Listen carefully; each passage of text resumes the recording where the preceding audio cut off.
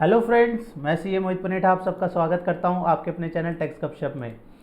आज की इस वीडियो में हम बात करेंगे कंपोजिशन स्कीम के रिगार्डिंग, जो कि काफ़ी सारे लोगों को जो है फ़ायदा देती है। काफ़ी सारे लोग इसका बेनिफिट लेते हैं और कम रेट पे जो है वहाँ पे उनको जो है जीएसटी देना पड़ता है। तो इसका काफ़ी ज़्यादा कौन कौन इसका बेनिफिट ले सकता है, कौन कौन नहीं ले सकता, क्योंकि कुछ उसमें कंडीशन है कि कुछ केसेस में जो है कंपोजिशन स्कीम नहीं ले सकते। तो कौन कौन नहीं ले सकता और अगर ले सकता है तो क्या टैक्स रेट जो है टैक्स लाइबिलिटी रहेगी, क्या टैक्स पे करना होगा, वो पूरी की पूरी जो है आज की इस वीडियो में हम एक सिंपल चार्ट के माध्यम से जो है कवर करेंगे, ताकि कोई भी फर्दर जो है कन्फ्यूजन इसके रिगार्डिंग ना रहे। राइट, तो आइए शुरू करते हैं आज की डिस्कशन को और जो है चार्ट के माध्यम से समझते हैं कि कंपोजिशन स्कीम बेसिकली है क्या। सेक्शन 10 जो है कंपोजिशन स्कीम के को गवर्न करता है। ठीक है ना। तो सेक्शन 10 क्या कहता है, एक वन बाय वन जो है इसके सारे स्टेप को जो है कवर करके चलेंगे।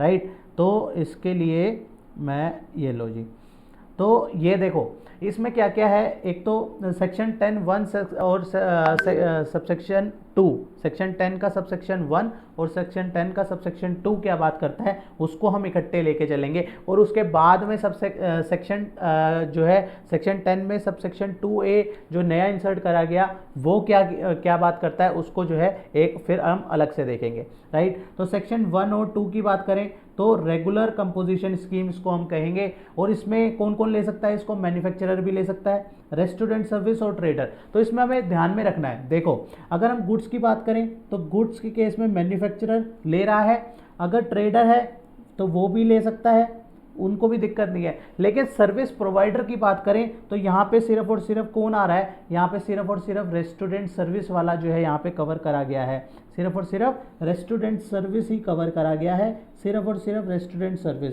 बाकी सर्विसेज वाले को का क्या होगा वो हम आगे देखेंगे।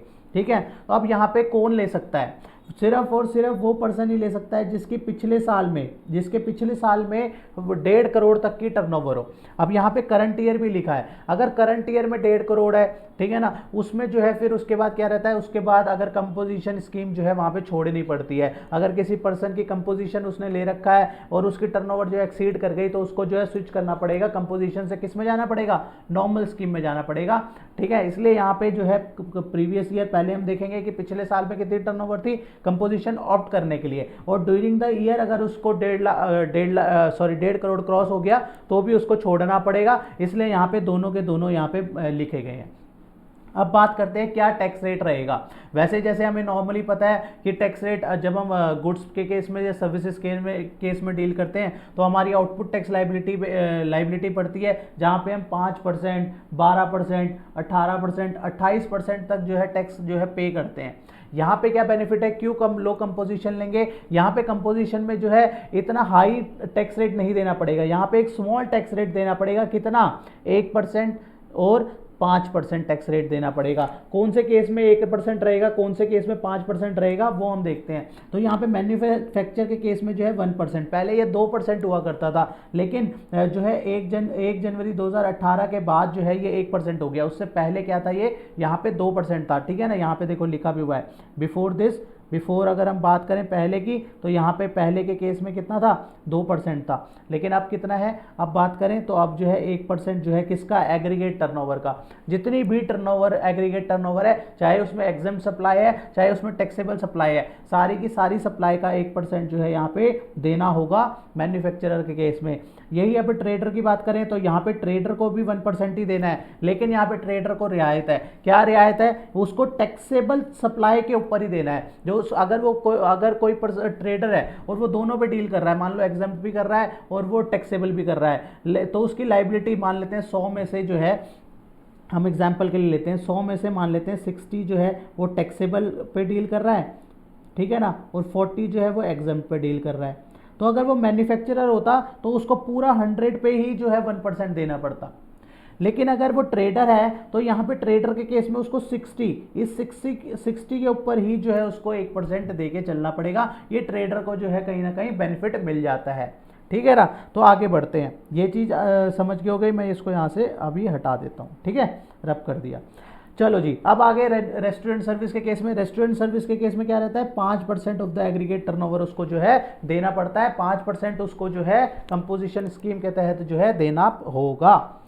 अब इसमें लिमिट क्या है, इसमें लिमिट है लिमिट ऑफ सर्विस पोर्शन।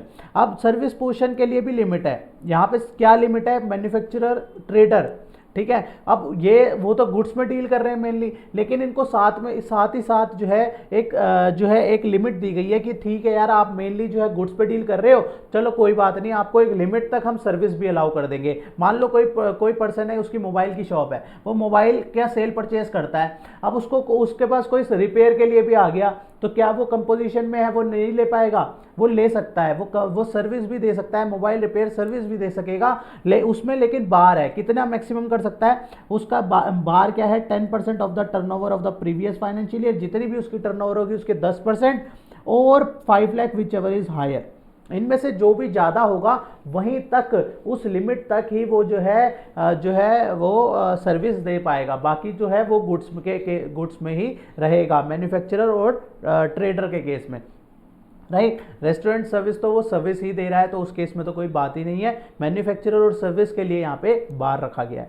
अब बात आते हैं नेक्स्ट सेगमेंट में। नेक्स्ट सेगमेंट आता है 10(2)(a) का। 10(2)(a) क्या बात करता है, 10(2)(a) है मिक्स कंपोजिशन स्कीम। ये क्यों आया, अब गवर्नमेंट के पास बहुत सारी रिप्रेजेंटेशन गई कि भैया आपने गुड्स वालों को तो रियायत दे दी, मैन्युफैक्चरर को भी रियायत दे दी, ट्रेडर को भी रियायत दे दी, सर्विस प्रोवाइडर कहता है हमने क्या बिगाड़ा है भाई, हमें भी रियायत दो, हमें भी कंपोजिशन स्कीम अलाउ करो। तो गवर्नमेंट ने समझा, उसने कहा बात तो सही है, बात तो ठीक कह रहे हैं, तो सर्विस प्रोवाइडर के लिए भी अलाउ करा गया, और नया नया सबसेक्शन 2A जो है इंसर्ट करा गया सेक्शन 10 के अंदर, और वहां पे जो है सर्विस को जो है डाला गया। लेकिन उसमें भी कुछ कंडीशन डाली गई। क्या कंडीशन डाली गई, यहां पे देखो क्या लिखा है, tax payer not eligible for the above composition scheme. जो 10 के सबसेक्शन 1 और 2 में कवर हो गया, जो ऊपर कवर हो गया, ऊपर 1 और 2, ये 1 और 2 में जो कवर हो गया वो यहाँ पे 2A में नहीं आ सकता, जो 1 और 2 में कवर हो गया वो 2A में नहीं आ सकता। इस बात का ध्यान रखना है, ठीक है ना, ऊपर कवर हो गया तो नीचे नहीं आ सकता, ठीक है। इसलिए यहाँ पे 2A में सबसे पहले तो बात ये बोल दी कि अगर ऊपर आ रहा है, अगर इस पार्ट में आ रहा है, तो भैया इस पार्ट नीचे वाले पार्ट की बात नहीं करेगा। ऊपर वाले में आ गया तो ऊपर वाले के हिसाब से ही जो टैक्सेबल जो रेट है, जो रेट यहाँ पे दिया गया है, इस रेट पे ही पे कर दो। अदरवाइज यहाँ पे फॉल नहीं कर रहा, यहाँ पे manufacturer service restaurant service trader नहीं है, तो फिर कोई बात नहीं, तब आप जो है 2A में आ जाओ। यहाँ पे ये बात करी गई है। अब इसमें ऊपर वाले में कितने की लिमिट थी, 1.5 करोड़ की लिमिट थी। यहाँ कितनी लिमिट दी गई है, यहाँ पे 50 लाख की लिमिट है। यहाँ पे 50 लाख वही करंट ईयर और प्रीवियस ईयर, मैंने आपको ऊपर बता दिया कैसे कैसे देखना है। कब प्रीवियस ईयर में देखेंगे 50 लाख से ऊपर तो नहीं है, अगर नहीं है ले सकता है, और करंट ईयर में अगर 50 लाख क्रॉस हो गई तो कंपोजिशन स्कीम छोड़नी पड़ेगी। अब इसमें क्या रेट है, ऊपर क्या रेट था, ऊपर था 1% और 5% का रेट, यहाँ पे क्या रेट है, यहाँ पे 6% का रेट दिया गया। 6% किसका, एग्रीगेट टर्नओवर का, ठीक है, टैक्सेबल और एग्जेम्प्ट दोनों आएंगी, ठीक है। ये कब से आया, 1 अप्रैल 2019 से जो है सबसेक्शन 2A जो है इफेक्ट में आ गया। और यहाँ पे जो है लिमिट की हमने बात करी तो मैक्सिमम लिमिट जो है 50 लाख की है ही है। स्पेशल कैटेगरी के इस केस में जो ये 1.5 करोड़ की लिमिट है, ये यहाँ पे स्पेशल कैटेगरी स्टेट जो होते हैं उनके लिए जो लिमिट 1.5 करोड़ की जगह जो है यहाँ पे 75 लाख है। अब यहाँ पे कुछ बातें, कुछ कंडीशंस और हैं जिनका ध्यान में रखना जरूरी है, ठीक है ना, कुछ कंडीशंस और ध्यान में रखनी जरूरी है। तो वो क्या कंडीशंस है वो हम देख लेते हैं। Condition for the eligibility under composition scheme, he is not engage in supply of service other than restaurant service more than the specified limit. यहाँ पे क्या स्पेसिफाइड लिमिट है, 50 लाख, ठीक है ना, ऊपर हमने देख लिया, केवल 10(2)(a) में अलाउ तो कर दिया, लेकिन 50 लाख तक की ही लिमिट है। Not engage in making any supply of goods and services which is not liable to tax. अगर वो नॉट लाइबल टू टैक्स है तो कंपोजिशन लेके क्या करेगा भैया, तो इसलिए भी कंपोजिशन में वो नहीं ले सकता। तीसरा, अगर आपने कंपोजिशन ली तो आप भैया उसी स्टेट पे काम करिए, उसी स्टेट पे ही माल बेचिए, आपको इंटर स्टेट माल नहीं बेचने दिया जाएगा। अगर आप मान लो दिल्ली में हो और दिल्ली से माल आपको बाहर बेचना है तो भैया आपको फिर तो नॉर्मल में ही जाना पड़ेगा। और मान लो ये उसके लिए हो गया, कोई एक परचून की दुकान है, वो सेल कर रहा है, उसकी काउंटर सेल है, इस तरीके का काम जो है यहाँ पे कंपोजिशन में चल सकता है। लेकिन अगर आप सप्लाई कर रहे हो भैया, दिल्ली जा रहा है और ये अलग अलग स्टेट्स पे जा रहा है, एक्सपोर्ट हो रहा है, उस केस में बात नहीं बनेगी। उस केस पे तो आपको भैया नॉर्मल रजिस्ट्रेशन ही लेनी पड़ेगी, कंपोजिशन वाला काम उस केस में नहीं चलेगा। चौथा, he is not engage in making supply of goods and services through e commerce operator who is required to collect TCS under section 52। यहाँ पे भी देखो, यहाँ पे एक बार लगा दिया कि भैया ई कॉमर्स ऑपरेटर अमेजॉन फ्लिपकार्ट के थ्रू माल बेचते हो तो भी आपको जो है कंपोजिशन जो है नहीं लेने दिया जाएगा। इसमें कुछ कंडीशंस हैं, अलग से ध्यान में देना है, ठीक है। तो एक कंडीशन और लगा दी कि भैया मैन्युफैक्चरर हो, ऊपर मैन्युफैक्चरर को अलाउ किया था ना, यहाँ पे मैन्युफैक्चरर को अलाउ किया है ना, ये देखो मैन्युफैक्चरर को अलाउ किया हुआ है। लेकिन यहाँ पे नीचे क्या लिख दिया कंडीशन में लिख दिया अगर मैन्युफैक्चरर हो तो भैया ये मैन्युफैक्चरर अगर टबैको, पान मसाला, एरिएटेड वाटर और आइसक्रीम, अगर ये मैन्युफैक्चरर अगर ये बनाते हो तो आपको जो है नहीं मिलेगा। अब और क्या कहता है सिक्स्थ देखो, ही is not a casual taxable person या फिर एनआरटीपी। अगर कैजुअल टैक्सेबल पर्सन है या एनआरटीपी है तो भी जो है कंपोजिशन स्कीम नहीं ले सकता। Composition scheme option is available on a pan basis, ये पैन बेसिस पे होता है भैया, ठीक है। ऐसा नहीं है कि आपकी 10 स्टेट पे ब्रांचेज हैं तो कहीं पे कंपोजिशन ले लो, कहीं पे नॉर्मल ले लो, ऐसा नहीं चलेगा। अगर कंपोजिशन लिया है तो बाकी सब जगह भी कंपोजिशन, नॉर्मल लिया है तो सब जगह नॉर्मल, सेम चलेगा। ये बात यहाँ पे कही गई है। So the firm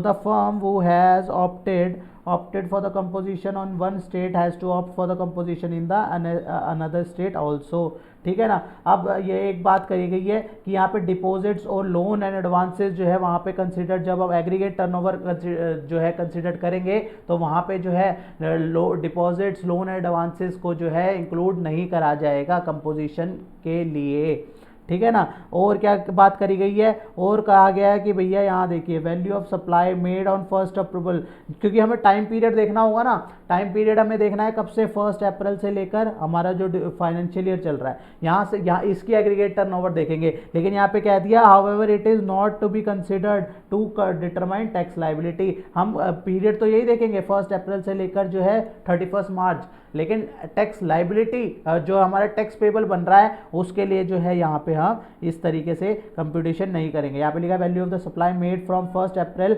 up to, कब तक, from the date when the person liable for the registration under this act for computing aggregate turnover for determine eligibility for the this scheme, की वो एलिजिबल है कि नहीं है, वो देखने के लिए जो है हमें 1 अप्रैल से लेकर 31 मार्च उस फाइनेंशियल ईयर में देखना है। लेकिन जो है टैक्स पेबल निकालने के लिए अंडर सेक्शन 10 की जो टैक्स लाइबिलिटी निकालनी है उसके लिए जो है ये फिनोमिना नहीं रहेगा। तो ये यहाँ पे अगर हम बात करें तो हमने बहुत ही शॉर्ट में जो है हमने इसको कंपोजिशन स्कीम को जो है कवर कर लिया, बहुत ही कम उसमें पूरे के पूरे उस पार्ट को, जो कि सारा इंपॉर्टेंट बनता है जब भी हम डिसीजन लेते हैं कि भैया हमें किस एंटिटी पे कंपोजिशन लेनी चाहिए और कहाँ पे नॉर्मल लेनी चाहिए। बहुत लोग जो है कंफ्यूज होते हैं, कई बार हमारे पास जो है कुछ क्लाइंट पूछते हैं ऐसा कि भैया हमारे लिए क्या बेटर रहेगा, नॉर्मल बेटर रहेगा या कंपोजिशन बेटर रहेगा।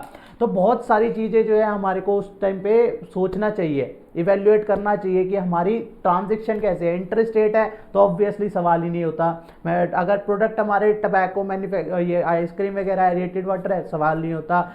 तो और इस तरीके का क्राइटेरिया देखना है हमें। साथ ही साथ चलो मान लो हमारा उसी स्टेट पे ही बिजनेस है, फिर भी हमें ये देखना है कि भैया उसकी आउटपुट टैक्स लाइबिलिटी किस में ज़्यादा बन रही है, उसके आगे किस तरीके से इनपुट पड़े हैं, ठीक है ना। ये सारे के सारे फैक्टर जो है देखने पड़ते हैं डिसीजन मेकिंग के लिए कि हमें कंपोजिशन में जाना है या हमें नॉर्मल में जाना है, राइट। तो आज की इस डिस्कशन में हमने बात करी, हमने इसको समराइज किया कि किस तरीके से जो है कंपोजिशन स्कीम का सेक्शन 10 सबसेक्शन 10 का 1 और 2 क्या कहता है, सेक्शन 10 का सबसेक्शन 2A क्या कहता है और क्या क्या उसकी कंडीशंस है, राइट। तो इसी के साथ आज की डिस्कशन को क्लोज करते हैं, मिलते हैं नेक्स्ट वीडियो में नेक्स्ट टॉपिक के साथ। टिल देन बाय बाय, जय हिंद, जय भारत।